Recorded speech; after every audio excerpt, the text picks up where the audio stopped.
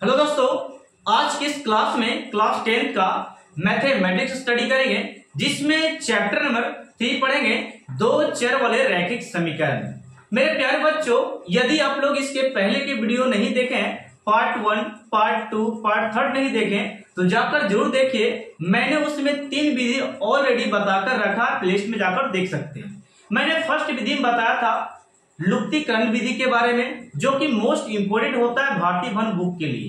भारतीय भन का जो एक्सरसाइज है 30 से 34 क्वेश्चन जो बनाने का समीकरण जो है ना, वो इसी विधि पे बच्चे ज्यादा बनाते हैं। इसलिए बनाते हैं क्योंकि वो विधि जो है बहुत ही आसान है, बहुत ही यूजफुल है, बच्चे आसानी से उसे सोल्व कर पाते हैं।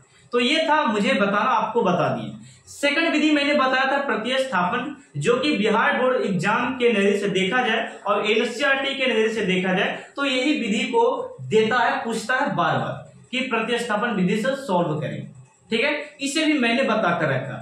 थर्ड विधि मैंने बताया था वज्र गुणन, जो कि मोस्ट इंपोर्टेंट होता है हर टीचर के लिए और हर बच्चे के लिए। उसे भी मैंने बताकर रखा, पार्ट 3 वीडियो में जाकर जरूर देखें, प्लेलिस्ट में आप लोग कंसेप्ट वाइज उसको समझ पाएंगे, मैंने बताकर रखा है। आज का ये वीडियो जो होगा तुलनात्मक विधि होगा। जो वीडियो हम लोग को बनने वाला है पार्ट 4 वीडियो ये होगा, तुलनात्मक विधि हम लोग स्टडी करेंगे, जिसमें हम लोग दो समीकरण हम लोग यहाँ पे लिख रखे हैं। मैंने हर एक वीडियो में, पीछे वीडियो में मैंने दिया है, यही समीकरण को बार बार दिया है। ठीक है, ताकि आप लोग अच्छे से उसको समझ पाए कि एक ही समीकरण से सबका आंसर जो है समान आ रहा है। पांचों विधि से क्या आ रहा है? समान, यानी कि एक जैसा आ रहा है। ओके, यानी कि 5 विधि से एक ही समीकरण को सॉल्व कीजिएगा तो सबका आंसर क्या आएगा? समान आएगा। ये इसका नियम है दो चर रैखिक समीकरण का हल करने का विधि का। ठीक ना, तो चलते वीडियो को स्टार्ट करते हैं। तो मेरे प्यारे दोस्तों, यहाँ पे देखिए, सबसे पहले हम समीकरण को यहाँ पे फर्स्ट मानेंगे और ये वाला को क्या मानेंगे? सेकंड। हर एक वीडियो में मैंने फर्स्ट और सेकंड माना है और इसमें भी मैंने माना क्या? समीकरण फर्स्ट और समीकरण सेकंड। अब स्टार्ट होती है इसका रूल ये है, विधि पहले मैं लिख देता हूं। विधि का नाम क्या है? तुलनात्मक विधि।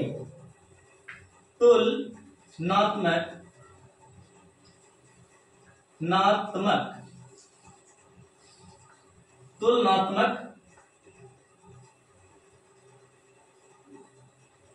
विधि। ये तुलनात्मक विधि में दोस्तों देखिएगा ये क्या होता है। तुलनात्मक विधि का मतलब होता है कंपेयर करना, तुलना करना। ओके, बराबरी करना। तो बराबरी कैसे करेंगे? जब कोई हिस्सा अगर बराबर होगा तब ना बराबर करेंगे। तो हम लोग यहाँ पे वही करने वाले हैं। सबसे पहले देखेंगे हम लोग एलएचएस साइड को बराबर करेंगे और उसके बाद हम लोग देखेंगे आरएचएस किस प्रकार बराबर होती है। तो देखिए, आपसे मैं एक क्वेश्चन पूछता हूं कि जिस प्रकार हम लोग एक्स का मान निकालेंगे समीकरण फर्स्ट में, ठीक उसी प्रकार दोस्तों हम लोग वाई का मान भी निकालेंगे समीकरण सेकंड में।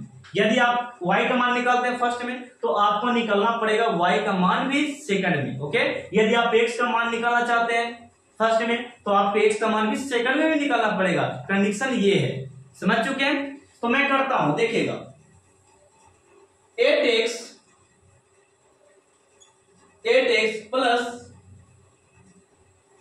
5y बराबर बच्चे कितना दिया गया? 9। यह समीकरण फर्स्ट की बात था। मैं चाहता हूं कि y को मैं निकालूं। ठीक है, तो यहां पे मैंने लिखा 5y और ये प्लस में है जो बच्चों, यहां पे आके माइनस 8x हो जाएगा, क्योंकि एलएचएस से आरएचएस में जब जाती है तो चिन्ह चेंज हो जाता है। ठीक है, तो अब यहां पे जरा देखिए, मैं बता रहा हूं, ये गुना वाला हमेशा कहां जाता है? भागा में जाता है। यानी कि y बराबर सर जी, y बराबर मेरा हो गया 9 माइनस 8x और ये गुना वाला हमेशा कहां पे आता है? भागे में। इसको हम लोग समीकरण मानेंगे थर्ड। कोई दिक्कत है आपको इस तरीके से मान लें? कोई दिक्कत नहीं। तो प्यारे बच्चों, एक कंसेप्ट यहाँ पे ये याद रखिए, जो कि हम लोग यहाँ पे y का मान निकाले फर्स्ट में, तो आप लोग उसी प्रकार सेकंड में भी y का मान निकालना है। ये तुलनात्मक का नियम है। ठीक है, चलेगा। और यदि आप लोग x का मान निकालते हैं दोनों में, तो x का भी निकाल सकते हैं, कोई दिक्कत नहीं है। मैंने y का निकालने का था तो y को निकाल रहा हूं। यहाँ पे देखिए 3x प्लस 2y बराबर में बच्चों कितना दिया? 4। कितना दिया? 4। यहाँ पे हम लोग y को रह देंगे, y वाले टर्म को रह देंगे, पद वाले को, और यहाँ पे x वाले को पलटना है। यानी ये प्लस है बच्चे, तो यहाँ पे आके क्या हो गया? माइनस हो गया। ठीक ना, तो अब यहाँ पे y का वैल्यू देखें तो यहाँ पे 4 माइनस 3x है और यहाँ पे गुना वाला हमेशा कहाँ पे आता है बच्चों, नीचे, भागा में। तो ये समीकरण आ गया मेरा फोर्थ आ गया, क्या आ गया, फोर्थ। यहां तक करने में कोई दिक्कत है आपको, बोलिए कमेंट में। तो एलएचएस देखिए बराबर मैंने कर दिया, एलएचएस बराबर कर दिया, तो हम लोग ऑलरेडी यहाँ पे कर सकते हैं कि आरएचएस क्या होगा सर, बराबर होगा। तो हम लोग आरएचएस वाला पद को बराबर करेंगे, क्यों, क्योंकि एलएचएस वाई और वाई बराबर हो गया, तो आरएचएस को हम लोग ऑलरेडी क्या कर सकते हैं, बराबर कर सकते हैं। तो लिखेंगे सर जी यहाँ पे क्या लिखेंगे, मैं इस समीकरण को थोड़ा सा इरेज करता हूं स्पेस के लिए, जगह के लिए, ठीक है। अब सही है, यहां पे देखिएगा मैंने लिखा समीकरण थर्ड एवं फोर्थ को बराबर करने पर, ओके। मैंने क्या लिखा, समीकरण थर्ड और फोर्थ को बराबर करने पर। तो बराबर करते हैं, देखिएगा सबसे पहले ये आरएचएस को बराबर करना है, एलएचएस तो बराबर है पहले से, लिखेंगे कितना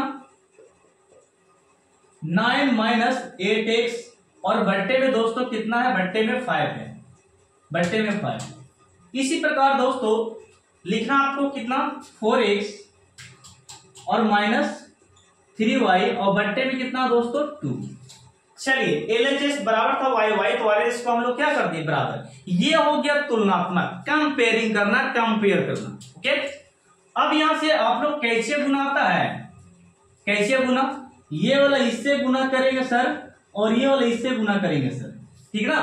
तो करिए मेरे साथ, 2 में 9 से किए गुना, तो 9 दूनी कितना होता है 18, 9 दूनी कितना होता है बच्चे 18, और 8 में 2 से किए तो ये हो गया -16x, 8 दूनी कितना होता है 16। इसी प्रकार 4 5 गुना करेंगे बराबर कुछ तरफ, तो ये होगा 20 और ये पंक्ति कितना हो गया 15x, कितना हो गया पंक्तियां 15, पंक्ति 15x हो गया, ठीक है।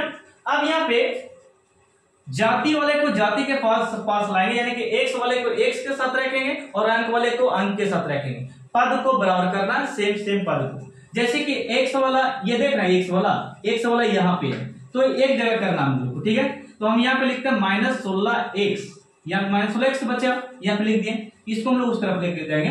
ये प्लस में है तो यहाँ पे लेकर आए, सॉरी ये माइनस में है तो यहाँ पे एलएचएस में आके क्या होगा प्लस में, यानी कि 15x, कोई दिक्कत है। और यहाँ पे 20 का 20 मैंने लिख दिया, समझ में आया। ये प्लस में है दोस्तों, तो यहाँ पे आके क्या हो गया माइनस में। अब बात को समझिएगा, x वाला पद एक साथ और अंक वाला पद एक साथ हो गया, ठीक ना। तो इस तरीका से मैंने किया। अब यहाँ पे घटाइएगा, 16 में से 15 घटा लो तो ये -x है, और 20 में से 18 घटा लो तो ये 2 हो गया, यानी कि x का मान बच्चे कितना आ गया 2, x का मान कितना आ गया। अब आपसे सवाल ये है कि x का मान जो 2 निकला है, सॉरी रुकिएगा अभी एक स्टेप और यहाँ पे देना है। यहाँ पे चर में कभी माइनस नहीं रहेगा तो यहाँ पे अचर में दे देंगे, यहाँ पे -2 हो गया, कितना हो गया -2। अब ये वाला मान को हम लोग चाहे तो समीकरण थर्ड में रख लो, चाहे तो समीकरण फोर्थ में रख लो, आंसर सेम टू सेम आएगा। मैं रखकर बताता हूं, जैसे कि मैं समीकरण थर्ड को ले लेता हूं, ठीक है, समीकरण थर्ड को ले लेता हूं, x का मैं वैल्यू इसमें बैठाता हूं, यानी क्या है समीकरण थर्ड, y बराबर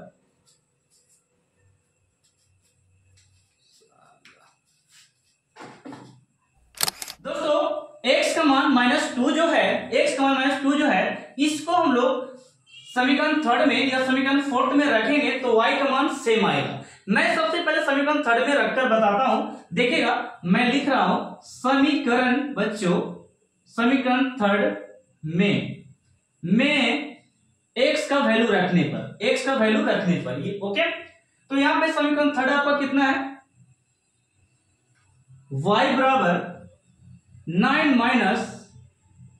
- 8x और बट्टे में कितना है 5, ओके। इस प्रकार अब यहाँ पे y बराबर बच्चे क्या होगा, 9 का 9 माइनस का माइनस 8 का 8 और x का वैल्यू की बात करें तो x का वैल्यू कितना -2, यहाँ पे -2 हम लोग बैठाएंगे और y में कितना है 5, यहाँ पे बट्टे में हम लोग 5 देंगे, ओके। कोई दिक्कत है, बट्टे में 5। अब यहाँ पे नेक्स्ट आपका जो है यहाँ पे y बराबर क्या लिखेंगे, y बराबर लिखे हम लोग y बराबर 9 का 9 है बच्चों, 9 का 9 और 8 और 2 में गुना करेंगे तो ये हो गया 16 और ये माइनस और माइनस में अगर गुना कर दें तो ये होगा माइनस माइनस क्या प्लस और y में कितना है 5। यहां तक समझ में आ गया। अब यहाँ पे y बराबर बच्चे क्या होगा 16 और 9 को जोड़ते हैं तो ये हो गया 25 और y में 5, ये काट दिए तो बच्चे ये हो गया 5। कितना हो गया 5।